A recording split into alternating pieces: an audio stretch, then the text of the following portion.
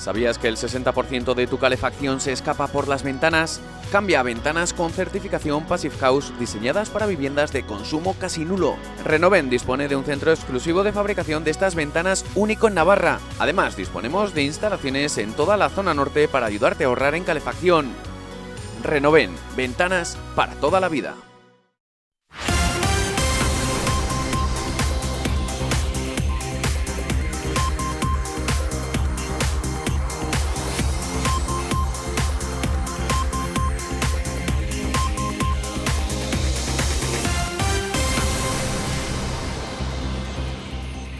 Es la polémica pancarta presentada por la Peña Armonía Chantreana en la que muestra su apoyo al preso de ETA, Patxi Ruiz, condenado por el asesinato del concejal de UPN, Tomás Caballero. Es una de las pancartas presentadas el viernes y que iban a exhibirse en Baluarte. Desde el Gobierno de Navarra exigen su retirada inmediata, pero la Federación de Peñas ha preferido cancelar la exposición antes que retirarla. O todas o ninguna, se argumenta, para añadir que tampoco han encontrado un local alternativo para la exposición. Hoy el vicepresidente del Gobierno, Javier Ramírez, ha invitado a las peñas a realizar su exposición, pero sin la imagen del etarra.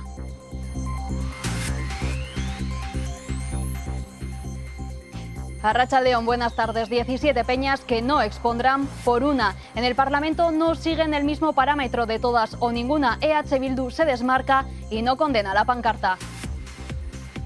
El Parlamento de Navarra considera que esta pancarta supone una exhibición pública de apología del terrorismo. Supera, en fin, cualquier tipo de raya desde el punto de vista de la convivencia en esta tierra. Una determinada utilización política que sistemáticamente se hace por parte de algunos de las peñas de Pamplona. Todos los grupos, a excepción de Bildu, apoyan esta condena. La expresión de cualquiera de esos derechos tiene límites y uno de los límites esenciales está en el respeto y la dignidad de las víctimas y de sus familias. Ofensiva para las víctimas y que en nada contribuye al proceso de convivencia. Lo más inoportuna, sobre todo pensando en los familiares de Tomás Caballero. La formación abertzale se desmarca. No podemos entrar a mezclar lo que es la denuncia de una situación penitenciaria de gravedad con ningún tipo de humillación a víctimas. Pedimos respeto a la libertad de expresión de las peñas. Lo que no consideran oportuno Geroa y Podemos Izquierda Esquerra es llevar a cabo acciones legales. Papel que le compete en todo caso a la Fiscalía. Y seguirá habiendo denuncias, que no les quepa ninguna duda. La Cámara Foral muestra su apoyo y solidaridad a la familia de Tomás Caballero, concejal de UPN, asesinado por Patxi Ruiz. Javier Esparza seguirá al frente de UPN tras revalidar su presidencia. El PSN le pide que cambie su estrategia en Madrid. El líder de la formación regionalista responde que seguirá siendo coherente con sus valores.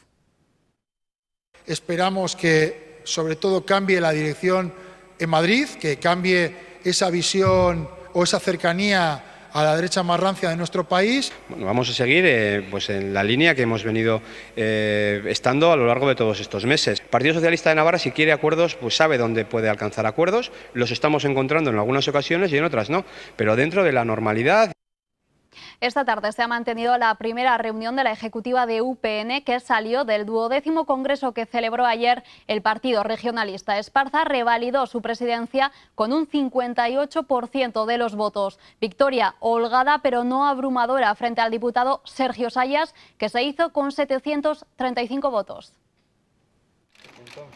Queda proclamado presidente de Unión del Pueblo Navarro José Javier Esparza Abaurrea. Javier Esparza revalida el cargo por tercera vez con un 58% de los votos en un congreso atípico marcado por el COVID-19 que fija su participación histórica. 1.774 votantes, casi un 68% del censo electoral. Y después de esos 4 años hoy, bueno, ocurre lo que yo decía esta mañana que iba a ocurrir, que Unión del Pueblo Navarro es un partido más fuerte de lo que era cuando hemos comenzado este congreso y es un partido más fuerte de lo que lo era en el año 2015, cuando nosotros cogimos la dirección. Victoria pero ajustada. Sergio Sayas obtuvo un respaldo del 42%, lo que dice pone sobre la mesa la necesidad de cambios en el partido. Que el resultado de hoy, que este proyecto tiene 735 personas del partido que lo respaldan,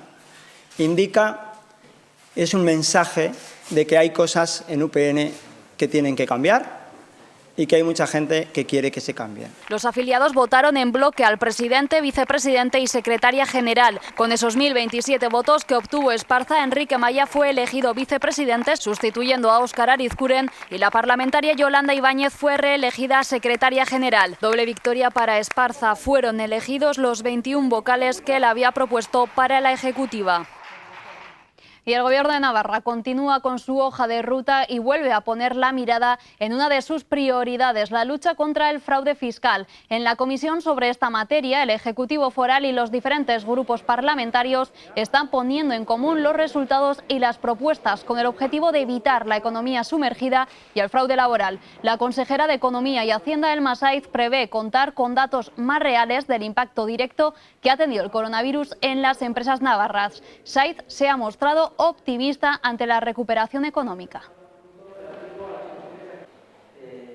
Tenemos unas previsiones de un impacto duro en caída, ya los he dicho en más de una ocasión, en torno al 20%, pero vamos a ver en las próximas semanas, y me refiero a lo largo del mes de julio, ya tendremos datos más reales de ese segundo trimestre que indudablemente pues también nos van a ayudar a ir despejando incógnitas y a poder seguir trabajando como estamos haciendo en la captación de fondos y en buscar las herramientas para paliar esa caída recaudatoria. Días sin fallecidos con COVID en la comunidad foral. La cifra se mantiene en 528 víctimas. Sí que ha habido nuevos diagnósticos, 4 más, y las UCI se mantienen sin cambios.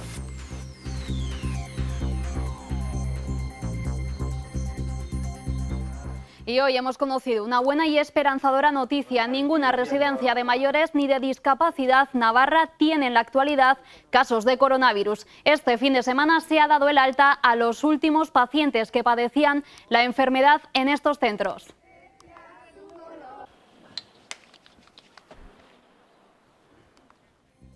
Y son datos esperanzadores porque estos centros han sido los que más han sufrido el impacto de la pandemia. Fíjense, el 13 de abril había en las residencias de mayores 933 personas con COVID o con síntomas compatibles con el virus. Fue el pico del virus, el peor momento en estos centros. Hoy, 29 de junio, tan solo 2 personas permanecen ingresadas y se suman 20 días sin fallecidos. Eso en cuanto a los mayores. Si miramos hacia los centros de discapacidad, el día con más casos fue el 9 de abril. Había entonces 107 personas y hoy, más de 2 meses después, solo una persona está ingresada y no hay casos desde el pasado martes. A pesar de que la tendencia es buena, la consejera de Derechos Sociales, Mari Carmen Maeztu, llama a la prudencia. Desde luego no significa que bajemos la guardia, porque después de todo el trabajo realizado y todo el sufrimiento que ha provocado la pandemia, pues debemos desde luego de redoblar los esfuerzos para prevenir y para evitar un rebrote.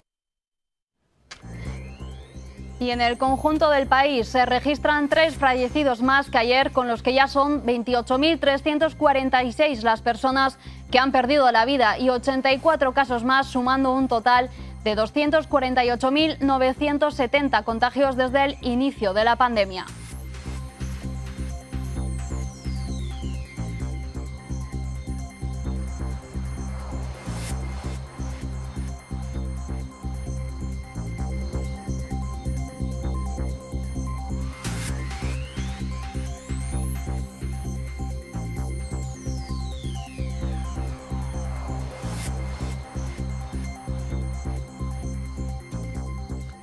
Buena noticia en las residencias, pero el miedo a los rebrotes sigue ahí. También a las consecuencias que puede generar el COVID-19, los efectos secundarios. Los trombos se ponen en el punto de mira. Hasta el 30% de los pacientes ingresados por coronavirus desarrollan trombos. José Antonio Páramo, codirector del Servicio de Hematología de la CUM. Buenas tardes.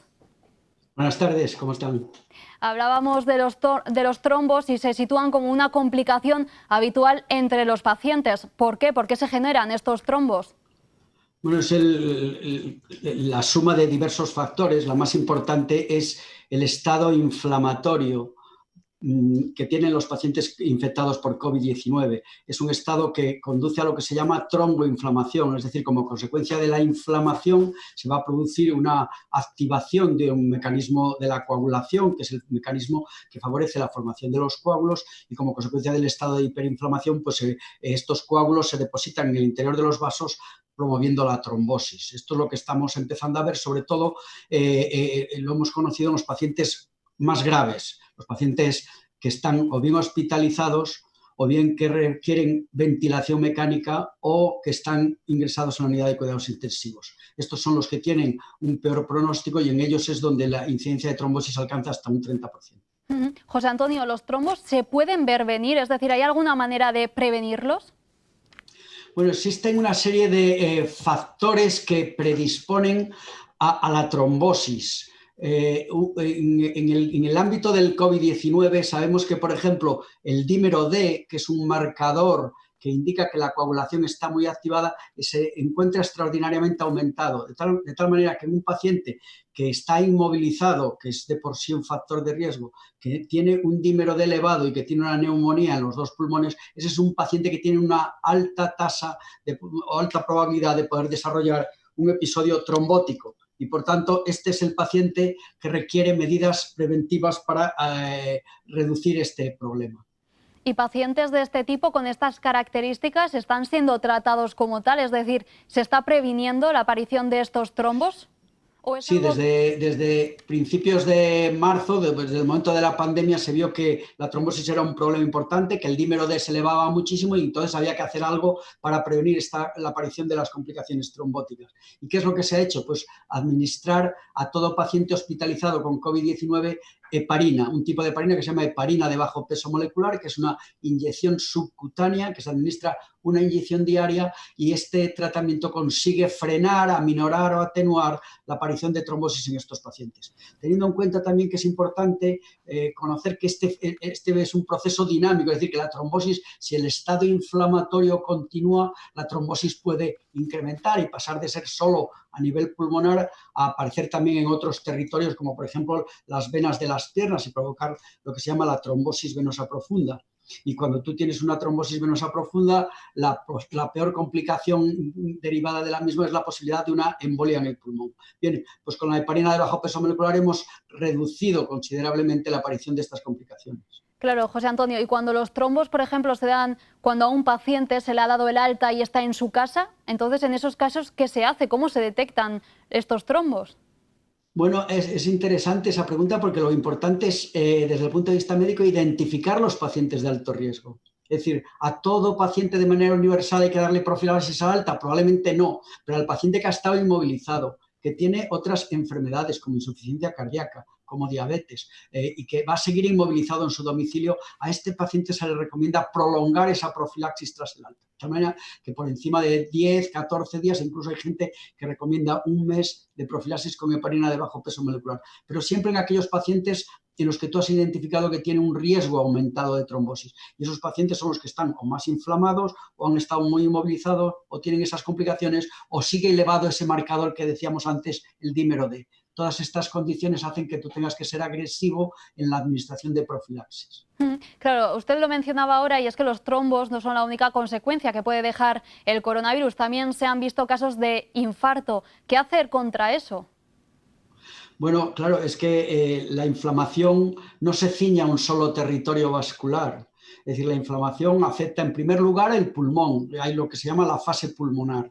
Pero después, si la inflamación persiste, va a lesionar esa capa que tenemos dentro de los vasos que se llama endotelio, y el endotelio vascular, cuando se lesiona, promueve la trombosis. Y esto ya puede ser indiscriminado o generalizado, afectando, por ejemplo, la circulación coronaria, produciendo un infarto, o la circulación cerebral, produciendo un ictus. Bien, todas estas condiciones hay que tenerlas muy presentes. En principio, no se hace ninguna prevención para reducir el infarto, el ictus, pero sí considerar las características individuales del paciente, si es un paciente hipertenso, un paciente diabético, un paciente de alto riesgo vascular, en el que tendrías que establecer medidas preventivas.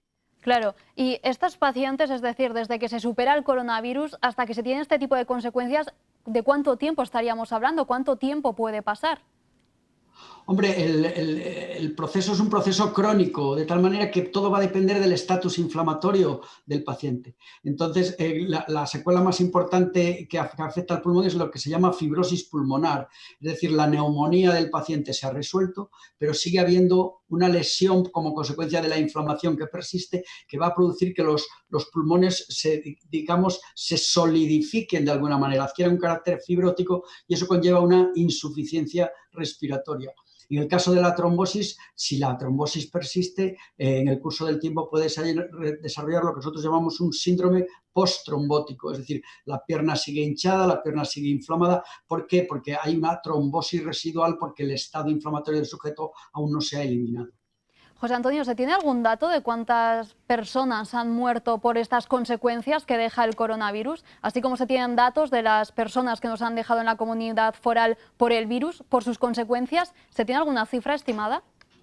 Hombre, si decimos que en el paciente grave hasta un 30% de los pacientes pueden desarrollar una complicación trombótica severa, pues de ese 30% yo asumiría que entre un 5 y un 6% pueden fallecer. Es decir, la alteración de la coagulación, el aumento del dímero D confieren un pronóstico adverso y eso puede conllevar un deterioro del paciente en términos de promover su éxitus, la mortalidad. Luego, por tanto, yo diría que no de todos los pacientes, pero de esos pacientes graves que desarrollan una complicación trombótica severa, un 5% pueden fallecer. La gente, las personas que están en los centros hospitalarios, ¿son conscientes de estas consecuencias que pueden ser derivadas del coronavirus o es algo de lo que se enteran cuando ya se les diagnostica? No, la aparición de trombosis no es un fenómeno inherente al COVID. La aparición de trombosis es un fenómeno inherente a la sepsis, a la septicemia por múltiples gérmenes. Luego, por tanto, nosotros ya conocíamos que bacterias, hongos, etcétera, cuando producían infecciones severas, producían un cuadro de alteración de la coagulación. Esto lo hemos aprendido también en el COVID-19. Luego, por tanto, de alguna manera estábamos prevenidos y diversas sociedades científicas, como la que yo presido, que es la Sociedad Española de Trombosis y Hemostasia, desde muy pronto establecimos unas recomendaciones de profilaxis y tratamiento antitrombótico que fueron aplicadas inmediatamente. Es decir, si la pandemia se declaró el 14 de marzo, pues ya a finales de marzo teníamos el documento de recomendaciones de prevención y tratamiento de la trombosis en estos pacientes. José Antonio Páramo, codirector del Servicio de Hematología de la CUN, muchísimas gracias por haber estado con nosotros esta tarde. Muchísimas gracias a ustedes. Hasta luego. Muchas gracias. Los datos no asustan a muchos jóvenes ni dueños de locales que organizan fiestas los fines de semana. Mientras algunos bares de Pamplona se suman a la lista de los que cerrarán los días de San Fermín, hay otros que dejan imágenes preocupantes. Vean. Lo que ven es de este fin de semana.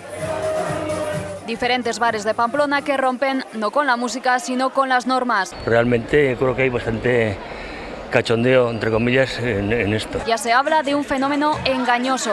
La máscara veraniega. Lo que hace que a muchos se les olvide que sigue existiendo el virus. Pero creo que no pasa nada porque le da un respiro a la gente, ¿no? ¿Sabes? Salir un sábado, un día. Tampoco parece ser que está más controlado todo este tema, entonces pues la gente se ha animado. Y por ello cae la noche y los bares se vistan de fiesta. Espacios sin mesas que se usan como discoteca. No se respeta la distancia de seguridad y mucho menos se usa mascarilla. Si hay que tener una distancia y hay que tener eso, hay que hacerlo todos, ¿no? Y esto es lo que suena en la calle, pero no en todos los bares. Opino mal, soy joven y como joven no me incluyo. Pero bueno, comprendo que es normal que después de tantos meses la gente quiera salir, pero un poco de civismo y respeto a los mayores. Después de tanto tiempo en casa, al final es normal que la gente tenga ganas de salir, pero bueno, hay que tener un poco de cuidado, ¿no? Y intentar mantener siempre la distancia, salir dentro de lo que se pueda, pero con responsabilidad, creo. Y hay que desfogarse después de tanto tiempo, pero claro, siempre teniendo en cuenta por lo que hemos pasado y yo creo que seguimos pasando, que sigue un poco latente. Se va desvaneciendo el miedo a un virus que sigue estando en la calle y que se ha cobrado en Navarra 528 vidas. Y es que salir de fiesta tienta a muchos, pero la mayoría recuerda la situación en la que se está y se les van las ganas. Hay gente a la que no le pasa y sale de fiesta de todas las edades, pero especialmente lo hacen los jóvenes. La fiesta en el lago de Mendillorri fue la antesala de esa irresponsabilidad. Juan Gutiérrez, presidente del Consejo de Juventud de Navarra, buenas tardes. Hola, buenas tardes. Juan, ¿qué está pasando con los jóvenes? Parece que se les está empezando a olvidar que existe el coronavirus. Bueno, nosotros entendemos que la situación se está dando en todos los tramos de la sociedad. Sí que hay grupos de personas que no son tan responsables, que no les preocupa tanto la situación, que pierden un poco de vista todo lo que ha estado pasando en los últimos meses, pero entendemos que no es algo mayoritario de las personas jóvenes, sino que se da en todos los grupos de edad. Lo que pasa es que a los jóvenes se nos ve más. Se les ve más y no sé si dentro del Consejo de la Juventud se les da ciertas pautas, ciertas informaciones para que sigan conscientes de la realidad que se vive. Bueno, la verdad es que son momentos un poco confusos para todas las personas y de todas las edades. El cambio de los 2 metros al 1,5 metros, el uso de la mascarilla, el hecho de que los locales empiecen a abrir y que dentro de los propios locales no se preocupen por mantener las medidas de seguridad, está haciendo que la gente esté más confundida, pero el Gobierno de Navarra ha sido bastante claro a la hora de explicar cuáles son las cuestiones más importantes para prevenir otro rebrote y si se quiere se pueden tener claras. Como decías, Juan, es verdad que no son solo los jóvenes quienes parece que se están olvidando poco a poco de que estamos viviendo dentro de una pandemia, pero sí que es verdad que se ven los vídeos, por ejemplo, los sucesos de Navarrería, los que veíamos ahora en diferentes bares. No sé si se plantea algún proyecto que incluya a los jóvenes para darles su espacio dentro de unos parámetros que estén más controlados para que no pasen cosas como las que ha dejado este fin de semana, por ejemplo. Sí, bueno, ya antes de la pandemia y antes del confinamiento, desde el Consejo apostábamos por que se impulsaran modelos de ocio más saludables y más variados. La cuestión es que todos estos modelos de ocio requerirían inversión y estamos intentando, ¿no?, buscar cuáles son esos modelos y cómo conseguir que lleguen a todas las personas jóvenes.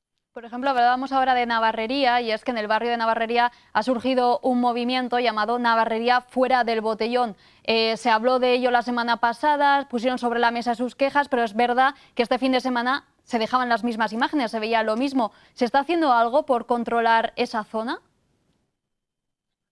Bueno, entiendo que eso es competencia del Ayuntamiento de Pamplona.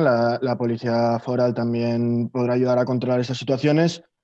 Pero bueno, nosotros, más allá de pedir responsabilidad y hacer propuestas al Gobierno para que se generen esos modelos de ocio alternativos que permitan a la juventud tener ese ocio de una forma que se eviten las aglomeraciones y que no sea solamente fiesta y solamente beber, no tenemos competencia para hacer mucho más. Y, por ejemplo, ahora se pone el ojo informativo sobre Sanfermines por miedo a esas aglomeraciones que puedan surgir, también pues jóvenes, adultos, pero vamos a hablar ahora de los jóvenes. No sé si de cara a Sanfermín han hecho alguna propuesta alternativa al Gobierno de Navarra. Bueno, la cuestión es que el Sanfermines institucionalmente no se van a celebrar, entonces ahí había poco margen a hacer propuestas alternativas si al final lo que va a haber es poco o nada. Lo dicho, nosotros llevamos desde antes del confinamiento haciendo propuestas para modelos de ocio alternativo. Nos ha preocupado mucho en estas últimas semanas qué iba a pasar con los campamentos de verano y las acampadas. Hemos hecho unas cuantas propuestas en esta cuestión y de momento no hemos obtenido una respuesta clara más allá de las medidas de seguridad que se van a imponer. Habla Juan de un ocio alternativo. No sé, por ejemplo, si nos podría poner algún ejemplo de qué está hablando. Bueno, hay que empezar entendiendo que la juventud somos un colectivo vulnerable en muchos aspectos. Solamente 2 de cada 10 personas jóvenes pueden emanciparse. A nivel laboral, la parcialidad, la temporalidad y los salarios bajos son los apellidos del empleo joven. Y a partir de ahí, el ocio al que podemos acceder es un ocio barato, un ocio en espacios públicos y nosotros apostamos por ayudas, ¿no? Para acceso a la cultura, para hacer actividades deportivas, todas estas cuestiones, ¿no? que son ocio, pero que están alejadas, ¿no? de la noche y de las conductas poco saludables. Juan Gutiérrez, presidente del Consejo de Juventud de Navarra, muchas gracias por habernos atendido esta tarde. Muchas gracias. Y este domingo, día 28 de junio, se celebró también en Pamplona el Día del Orgullo LGTBI+. Vean. El 28 de junio de 1969 fue la primera vez que la comunidad LGTBI se unía en Estados Unidos para luchar por sus derechos. Entonces la policía reprimió y arrestó a varias personas en los conocidos como disturbios de Stonewall. Hubo también heridos. Desde entonces, esta es una fecha de reivindicación para muchas personas. Como una manifestación, ¿no? No como una fiesta que lo ve mucha gente. Años de lucha y sobre todo futuro de lucha hasta conseguir una igualdad plena. Y este año, a pesar del coronavirus, en Pamplona se realizaba esta manifestación respetando las medidas de seguridad. Y está muy bien organizado para que la gente pueda seguir reivindicando como siempre. Creemos que no podemos invisibilizarnos porque bastante nos ha costado organizar el orgullo todos los años. Y bueno, es un momento más para reivindicar y decir que nosotros seguimos aquí, que cueste lo que cueste lo vamos a llevar adelante y que juntos podemos. Siguen habiendo agresiones homófobas, siguen habiendo países en los que es un crimen.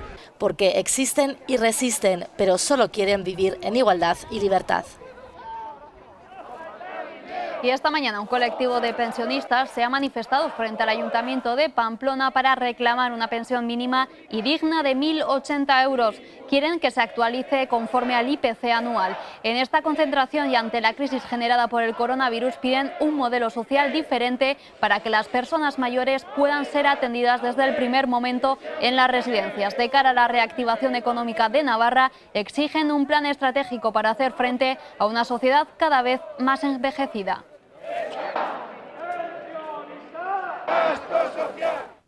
Vamos a hacer un alto en el camino y les esperamos, no se muevan, son 2 minutos.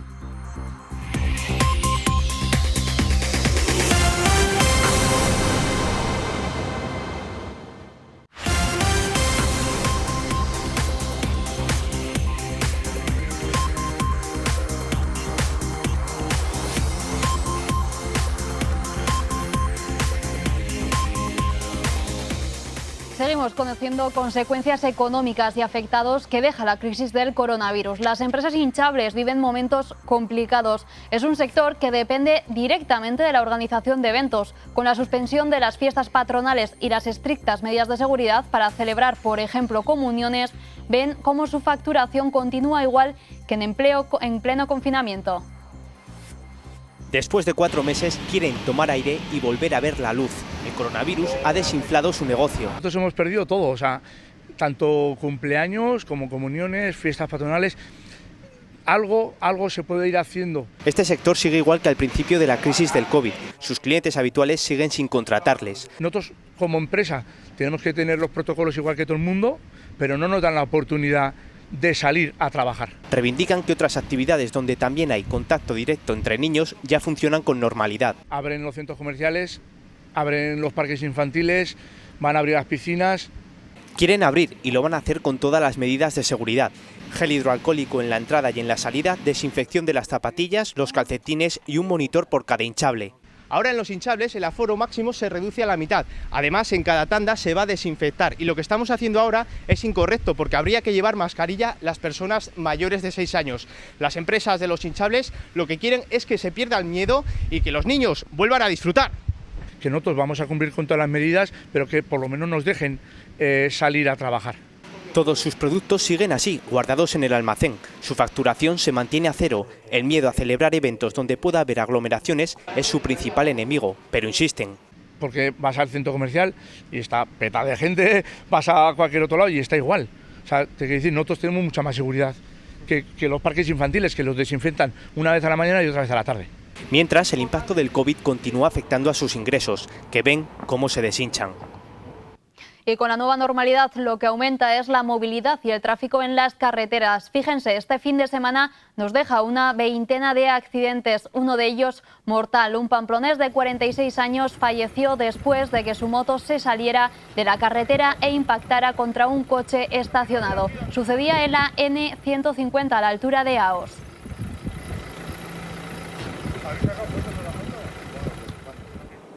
Y otro sector que trata de recuperarse tras el parón obligado es el turismo, y mucha atención porque aunque esta imagen del aeropuerto de Pamplona vacío tiene los días contados. Este viernes ya se podrá viajar desde Pamplona a Gran Canaria. Se reanudan las 2 frecuencias semanales al archipiélago que opera la compañía Vinter y que permitirá viajar a las islas los viernes y los domingos.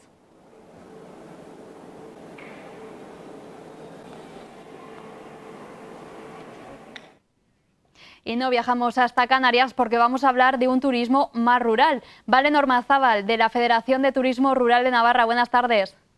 Hola, buenas tardes, ¿qué tal? Hola, ¿qué tal? Aquí en Navarra se está impulsando un turismo más rural.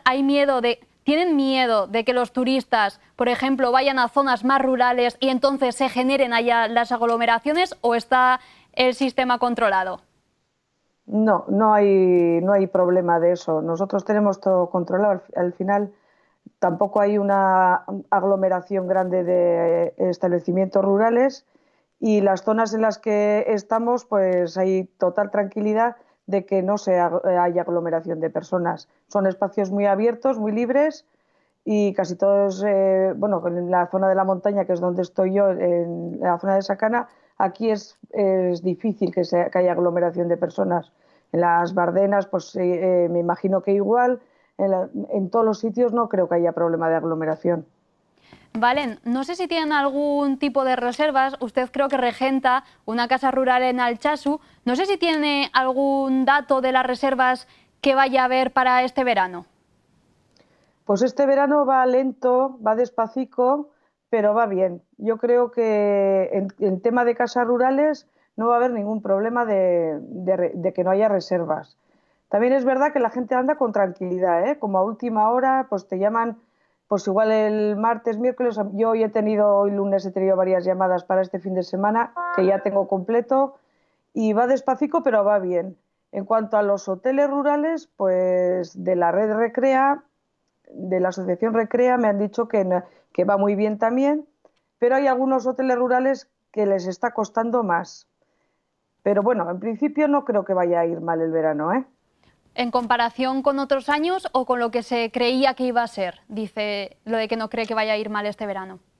Hombre, en comparación con otros años, en mi caso, desde luego, yo he tenido otros años bastante mejores. Pero, vista la situación actual y que, que el aforo tampoco es el 100% y que, pues hay que tener las medidas de seguridad y todo, yo creo que no va a ir mal. Que, hombre, va a ser algo menos que otros años, pero irá bien.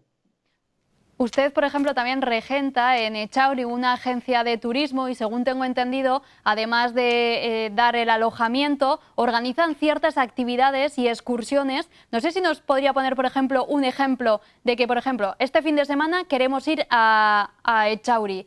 No sé si nos podría marcar una ruta y comentar un poco qué tipo de actividades nos recomendaría. Tengo en Echarri Aranaz, en Echauri, no en Echarri Aranaz. Perdón, Echarri. No te preocupes. Mira, pues aquí lo que más tenemos es senderismo. Hacemos rutas guiadas, hacemos rutas de Nordic Walking por toda la sierra, por el valle bajo de Sacana. Tenemos unas actividades novedosas que son los baños de bosques, que es una actividad que está teniendo mucha aceptación. Hacemos yoga, hacemos muchas cosas. Lo que pasa que también te voy a decir, casi todo lo estamos haciendo a medida, porque no podemos organizar mucha cosa de, venga, hoy salida tal, salida cual. No, hacemos como en grupos pequeños y a medida para que haya seguridad total de que no haya problemas. ¿Quiénes son los más interesados en este tipo de turismo? ¿Los jóvenes, los adultos, las familias, las cuadrillas? Pues tenemos de todo, pero casi todo es turismo familiar. Hombre, el tema de los jóvenes también tiene mucha aceptación porque hacemos barrancos en la cueva del Alece y ahí los jóvenes pues les gusta mucho, claro. También el tema del senderismo es más personas más adultas, familias, y el Nordic Walking también, personas adultas. En cuanto a grupos de jóvenes, pues más vienen por libre, pero lo único estas actividades que son pues de barranquismo o de espeleología, cosas de estas. Por lo que nos cuenta Valen, se podría decir que el turismo rural está levantando el vuelo. Yo creo que sí, sí, sí. Bueno, desde el principio se veía que era el más apropiado para poder trabajar este verano, ¿no? Porque al final pues vas a una casa, estás la familia todos juntos o el grupo familiar o de amigos y las actividades se hacen todos juntos, no te mezclas, no son hoteles grandes que estás desayunando con un montón de gente. Entonces, desde el principio se veía que iba a ser así. Nosotros apostamos en Federación, además, por hacer una campaña de publicidad potente y yo creo que nos está saliendo bien, que hemos acertado. Ahora mismo también tenemos otra campaña con Rusticae y, bueno, yo creo que vamos a trabajar bien. En principio, yo creo que bien. De momento, Valen, a corto plazo, ¿no? Estáis preparando de cara al verano, lo que es ya primavera, otoño, invierno, ¿lo dejáis para más adelante? Sí, ahora mismo pues estamos preparando lo que es el verano, pero bueno, sin dejar de lado el año que viene, bueno, el otoño, que en Navarra es muy bueno porque nuestros bosques se ponen muy bonitos y el otoño es muy importante para nosotros. Y luego, bueno, el año que viene no hay que dejarlo de lado, hay que ir preparando cositas para que estemos preparados. Valen Ormazábal, de la Federación de Turismo Rural de Navarra, muchísimas gracias por habernos atendido esta tarde. Muchas gracias a vosotros, eskerrik asko. Mil esker. Y fotografiar y filmar las Bardenas Reales tiene premio. Este año vuelve a celebrarse la entrega de premios de fotografía y cortometrajes que tiene lugar en la sede de las Bardenas Reales y en la que entregan una dotación de hasta 3.000 euros por capturar la esencia de este fascinante lugar. Un año más se ha celebrado el concurso de cortometrajes y fotografía memorial Julián Isla, organizado por la comunidad de Bardenas Reales. El primer premio de fotografía ha sido de 2.500 euros y el autor de la fotografía ha sido José Miguel Jiménez Arcos, que ha presentado cómo es un día de tormenta en este lugar. El resto de premiados lo han sido gracias a una instantánea en blanco y negro, un árbol solitario en mitad del paisaje semidesértico, mismo escenario pero distinto estilo para reflejar este lugar tan característico de la comunidad foral. Las Bardenas Reales también están muy acostumbradas a ser filmadas. Por eso, Sara Brun Moreno, la ganadora del primer premio de cortometrajes dotado de 3.000 euros, ha querido hacerles un homenaje poniendo a mujeres como protagonistas. Pon las manos, frótalo y ahora huélelo. También han sido premiados con el segundo y tercer premio los trabajos de Nair Romero Campo, titulado Más allá del silencio.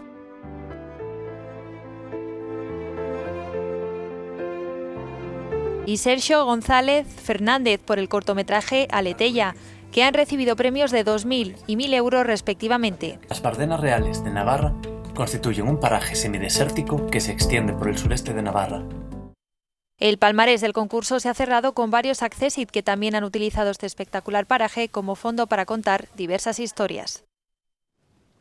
El próximo 17 de julio se celebra el 8º centenario, 800 años ya, de la consagración de la Real Colegiata de Roncesvalles, un evento que ha llevado al Arzobispado de Pamplona a solicitar el año jubilar con este enclave tan significativo como máximo exponente. Con motivo de la efeméride se han organizado un buen número de actos civiles y religiosos en torno a la colegiata durante todo un año a partir de esta fecha, el 17 de julio.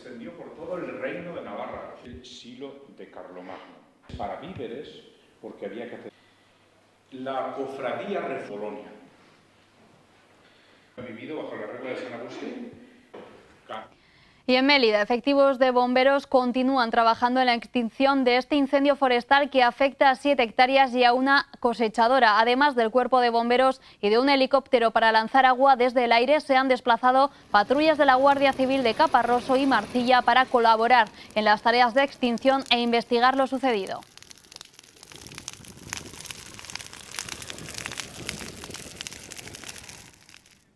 Y otra imagen que nos deja el fin de semana. Los vecinos de Ripagaña vuelven a manifestarse y anuncian que acudirán a la vía jurídica y ante el Parlamento Europeo para proteger la ripa de Veloso, según han señalado. Una alternativa para hacer frente, dicen, a la situación de indefensión en la que les deja el Gobierno de Navarra. Además, afirman que como ciudadanos están convencidos de que tienen que defender lo que han llamado sin razón de las decisiones del Ejecutivo.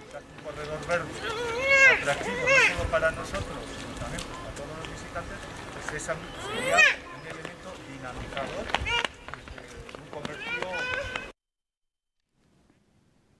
Y ahora vamos a dar respuesta a una pregunta: ¿cómo ser nómada en tiempos de pandemia? Vean. La transhumancia se encuentra en periodo de extinción. De hecho, en la comunidad foral solo hay 6 personas que se dedican a ello, 6 ganaderos transhumantes. Como podemos ver aquí, tenemos un rebaño que se dirige hacia el norte, como ocurre todos los años por estas fechas, en busca de temperaturas más bajas y además de pasto para poder alimentarse. Para que la gente conozca esta tradición, existe un colectivo cultural llamado La Cúcula, en el que retransmiten a través de las redes sociales cómo se desplazan a través de la ruta milenaria la cañada de los roncaleses. En principio, en el invierno, los ganados salen de la montaña porque la nieve cubre los pastos y se van a la ribera. Esto lo hacemos los roncaleses desde el año 882, es decir, estamos hablando de hace 1138 años que se viene haciendo esto. Y luego, cuando acaba el invierno y cuando acaba ya la primavera prácticamente, se sube de nuevo, que es lo que está sucediendo ahora, se sube de nuevo a los pastos de alta montaña para aprovechar el verano. Y también para poner en valor su estilo de trabajo. Están trabajando sus 24 horas, los 365 días del año, entre otras razones porque el ganado no tiene fiesta. Un ejemplo de ello es Domingo. Él conoce este oficio desde los 14 años y 3 décadas después continúa disfrutando de la subida. La verdad, cuando mejor estamos es cuando estamos en Roncar. Por eso pues subimos contentos. Pero no es un trabajo fácil, ya que cuentan con un rebaño amplio. Yo en mi caso llevo unas 1000 y ahora la junto con mi compañero, con Francisco Fuertes, que también es de Burgos, y más o menos otras 2000. Junto con Francisco, otro pastor trashumante, unen su rebaño para que el trayecto resulte más llevadero. No es la única manera de librar un poco. Es un oficio muy esclavo. Durante las distintas etapas también cuentan con la ayuda de varios perros pastores que están pendientes de que el rebaño siga su curso. Si no fuera por ellos, pues seguramente no podríamos subir ni vivir. Y la reintroducción del oso en los Pirineos supone un grave peligro para su rebaño. Están metiendo el oso de la parte de Francia, pues a nosotros es un gran inconveniente. La idea que tienen es que la especie del oso se instale en el Pirineo, en la cornisa pirineica. Y si se instalan, como llevan idea los franceses, pues nosotros no tenemos nada que hacer. A través del Séptimo Arte se ha querido contar esta realidad. El director Iván Ayesta lleva 5 años preparando un documental artesanal en el que cuenta cómo es la vida de un pastor trashumante. Nos hemos comprometido a hacer un acompañamiento de su vida en todo el ciclo anual.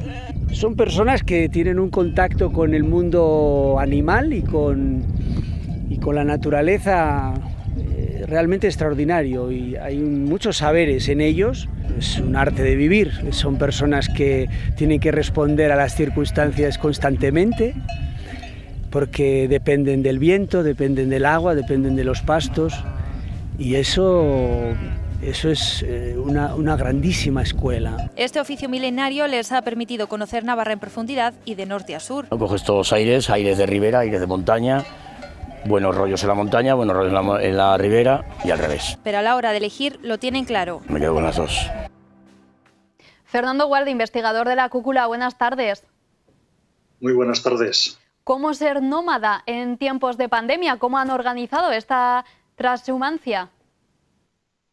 Bueno, pues no es fácil. Al final quien tiene que organizar la sin duda es el pastor. Y nosotros lo que hacemos es acompañarle, pues primero por que se sienta un poco arropado, En este caso estamos hablando pues casi 4.000 personas a través de las redes sociales pues pendientes de todo lo que hace él, y nosotros pues a través de ellas pues contando todos esos movimientos, esos sitios por los que pasa, y de alguna manera pues poniendo en valor ese oficio que, como muy bien se decía ahora, pues es un oficio que no es fácil y que depende de muchas cosas, de muchos factores, y muy esclavo además. Claro, Fernando, si ya es un oficio curioso, ¿cómo se lleva a cabo con una pandemia de por medio? ¿Cómo se duerme? ¿Dónde se come? Cuéntenos un poco cómo es un día cualquiera en este oficio. Bueno, en principio, claro, pues en este caso la pandemia les ha pillado a estos pastores y a estos ganaderos en la ribera, les ha pillado en las Bardenas, y bueno, pues que ahora mismo, en los tiempos actuales, los ganaderos más o menos ya tienen cada uno su casa acogida en alguno de los pueblos del entorno, con lo cual, bueno, pues es un confinamiento relativo, porque al final pues han podido atender al ganado, han tenido que salir a diario para atender a las ovejas porque no se les puede dejar, y bueno, pues eso ha hecho, digamos, que sea algo más llevadero, ¿no? Pero bueno, aún y todo, pues no es fácil, y ahora les toca moverse, ahora les toca desplazarse, y bueno, pues digamos que suben hacia una zona donde no ha habido desde luego ningún problema, no ha habido ningún contagio prácticamente. No es fácil, decía Fernando, y además, si escuchábamos, nos lo contaba nuestra compañera Cristina, que hay ciertos problemas. Uno de ellos, por ejemplo, las cañadas. ¿Qué está pasando con el camino por donde tienen que pasar las ovejas? Bueno, las cañadas son, digamos, ese cordón umbilical, para que nos entendamos todos, entre lo que serían los pastos de alta montaña del Pirineo, tanto Roncalés como Salacenco, con las Bardenas reales, hablando en términos generales, aunque hay otro tipo de cañadas también en Navarra. Son caminos que están establecidos. La cañada real de los Roncaleses, por ejemplo, tiene que tener 40 metros de ancho, y esos 40 metros hay que respetarlos. Son vías pecuarias que tienen muchos siglos de antigüedad y que están protegidas por ley. Lo que sucede es que con frecuencia, pues muchas veces, pues carreteras o diferentes construcciones o uso indebido de determinados campos, pues hacen que esas vías pecuarias se vean afectadas, se vean perjudicadas, y al final realmente el perjudicado es el pastor, el que se tiene que mover por ellas, ¿no? También había otra polémica, por ejemplo, en los Pirineos, con los osos. Hablábamos mucho, me acuerdo el año pasado, de la osa claverín. ¿Esto también supone un problema para ustedes? Bueno, a ver, el oso ha existido siempre como el pastor, han existido siempre en el Pirineo. Ha sucedido que tanto el pastoreo tradicional como el oso, después de milenios conviviendo juntos, han ido a desaparecer prácticamente en el mismo momento. El pastoreo de alguna manera se mantiene, como podemos ver y como estamos viendo ahora mismo en la Cañada Real. El pastoreo se mantiene pues casi digamos que agonizando, y el oso ya se ha extinguido, lo que es el oso autóctono. Y ahora pues lo que asistimos es a una reintroducción de ejemplares, en este caso pues eslovenos, que se han introducido en la parte francesa y que de vez en cuando pues pasan a esta zona, con el consiguiente problema y conflicto con los ganaderos y con los vecinos de estos valles. Fernando Igualde, investigador de la Cúcula, muchísimas gracias por habernos atendido esta tarde. Muchísimas gracias a vosotros y por el apoyo que nos dais. Muchas gracias.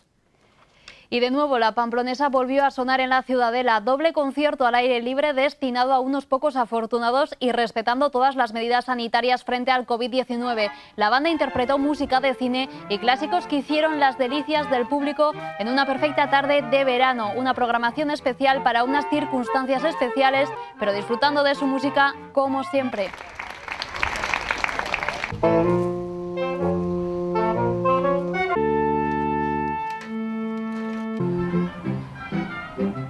Por cierto, que hoy el arzobispo ha anunciado que personas voluntarias controlarán el acceso a la misa de San Fermín para controlar el aforo permitido. Este fin de semana la parroquia de San Lorenzo ha presentado un vídeo sobre las fiestas que quiere invitarnos a reflexionar. Se llama Siempre San Fermín y conjuga la tradición, la nostalgia por la suspensión y el santo como una figura que permanece más allá de todo.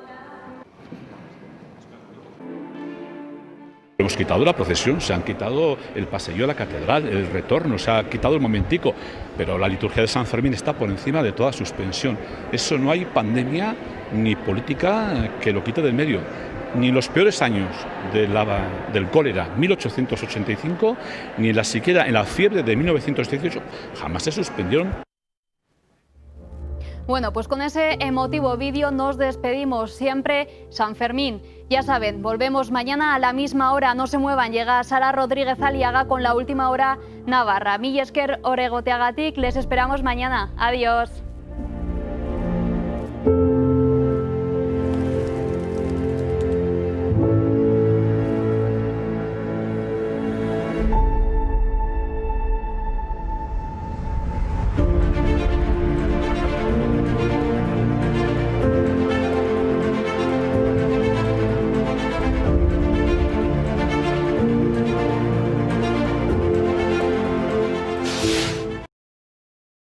¿Sabías que el 60% de tu calefacción se escapa por las ventanas?